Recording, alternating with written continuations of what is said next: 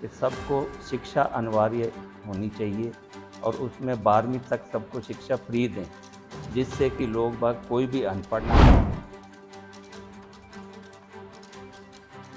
आज ड्रोन की आवश्यकता दिन प्रतिदिन बढ़ती जा रही है, इम्पोर्टेंस में बढ़ती जा रही है। और गुड़गांव एक्सेल के अंदर में ऑटो सेक्टर के स्पेयर पार्ट बनाने वाली बहुत सी कंपनियाँ यहाँ अवेलेबल हैं। तो गवर्नमेंट को एक ऐसी पॉलिसी लानी चाहिए, एक ऐसी बॉडी लानी चाहिए जो कि इस बारे में नॉलेज अवगत कराए और जॉइंट वेंचर कराए, टेक्नोलॉजी जॉइंट वेंचर कराए, जिससे ये एरिया बहुत आगे जा सकता है।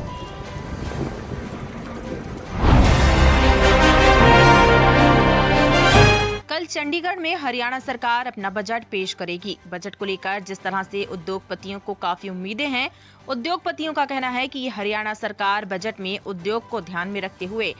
इंफ्रास्ट्रक्चर को मजबूत करे और इलेक्ट्रॉनिक वाहनों के लिए एक अलग से पॉलिसी ले, जिससे लोगों को सब्सिडी देकर ज्यादा से ज्यादा इलेक्ट्रॉनिक वाहन इस्तेमाल करने के प्रति जागरूक किया जा सके। वहीं छोटे उद्योगों को बढ़ावा देने के लिए सरकार एक ऐसी पॉलिसी ले जिससे उनको जगह मिल सके या सस्ती दरों पर किराए पर कोई भी उद्योग को स्थापित करने के लिए जगह मिल जाए। वहीं होटल इंडस्ट्री को लेकर भी काफी उम्मीदें सरकार से जताई जा रही है। गुरुग्राम प्रदेश की आर्थिक नगरी कहा जाता है और ऐसे में गुरुग्राम में तमाम सुविधाएं लोगों को मिल पाएं, शिक्षा, चिकित्सा, उद्योग जगत, इंफ्रास्ट्रक्चर मजबूत हो, जिससे जनता को राहत मिले, इसको लेकर काफी उम्मीदें जनता जता रही है। मैं इस बारे में एक नए स्ट्रक्चर,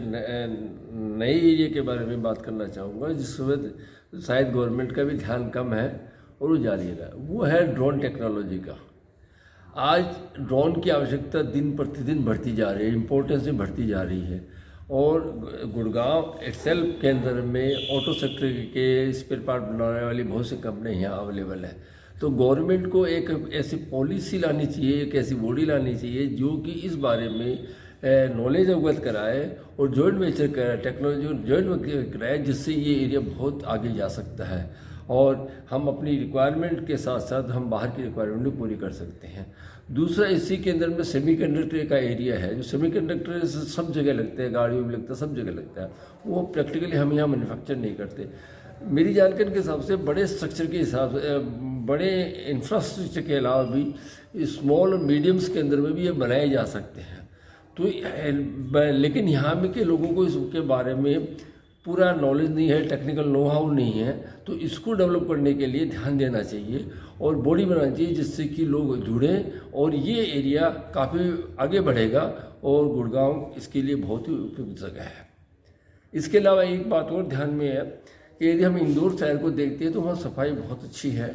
और इंडिया में, और जबकि हम गुड़गांव को देखते हैं तो स्थिति बहुत ज़्यादा खराब है। तो यहाँ में हम इस पर सेक्टर से हम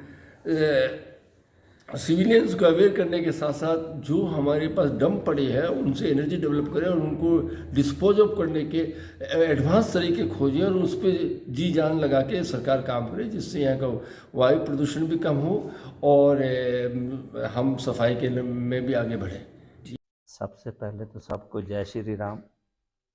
मोदी जी ने राम मंदिर बनाने में जितनी मेहनत करी है, जितना प्रयास करा है, उनका तारीफ जितनी की जाए उतनी थोड़ी है। बाकी बजट को लेके मैं एक ही बात कहना चाहूँगा कि मुख्यमंत्री जी गरीब लोगों का ध्यान रखे, उसमें सही लोगों को बेनिफिट दिया जाए। सबसे बड़ी चीज़ है कि एक जो मैं कहना चाहूँगा कि सबको शिक्षा अनिवार्य होनी चाहिए और उसमें 12वीं तक सबको शिक्षा फ्री दें, जिससे कि लोग बाग कोई भी अनपढ़ ना रहे। अगर कोई बच्चा कोई पिता अपने बच्चे को पढ़ाना नहीं चाहता तो उसको सजा देनी चाहिए, ताकि उसको पता चले कि मैं अपने बच्चे को क्यों अनपढ़ कर रहा हूँ। आज जब सारी फैसिलिटीज़ गवर्नमेंट दे रही है तो ये फैसिलिटी सबसे अच्छा है, बजाय कि और कुछ बांटें। और दूसरा मैं कहना चाहूँगा कि जैसे इंडस्ट्री अपना व्यापारी है, सारी ईमानदारी से टैक्स भरता है, जब वो 70 साल 80 साल के बाद वो कमाने लायक नहीं रहता तो मेरी सरकार से प्रार्थना है कि उसको कुछ ऐसी पेंशन बनाए, जैसे उसने टैक्स भरा तो उसके हिसाब से उसको देखते हुए कुछ पेंशन का जुगाड़ किया जाए। हाँ, देखो इसमें तो मतलब बहुत काम है जो काम करने का है। सड़कें हैं, मतलब सारा प्रशासन को अच्छी तरह से देखना है और कहीं गंदगी पड़ी है उसको साफ करना, ये चीज़ें तो चलती रहेंगी, ये बजट में नहीं आती, इसको तो एक अलग चैप्टर से लेना पड़ेगा। मेन बजट में जो है जैसे इलेक्ट्रिक गाड़ी है इसके ऊपर बढ़ावा दें, इलेक्ट्रिक में कुछ छूट दें, जगह जगह चार्जर पॉइंट लगाएं, जिससे कि लोगों को लगे कि हाँ भाई हम धुएं से राहत मिलेगी, हमारे को पोल्यूशन से राहत मिलेगी। इलेक्ट्रिक गाड़ी को मेरी सरकार से प्रार्थना है कि वो उसको बढ़ावा दे और जितना हो सकता है उसमें उनको कोशिश करे कि जो रिलीफ दे सकते हैं वो दे, और हर पंप के ऊपर कंपलसरी कर दे कि ये चार्जर पॉइंट होना चाहिए। तो सर होटल इंडस्ट्री हेल्प करती है इकॉनमी में, जीडीपी ग्रोथ में,